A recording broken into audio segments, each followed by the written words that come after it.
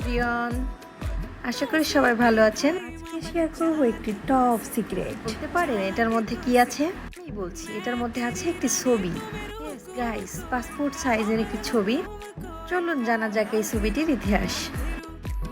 ইতিহাস হচ্ছে আমাদের সম্পর্ক 2015 সাল থেকে শুরু হয়।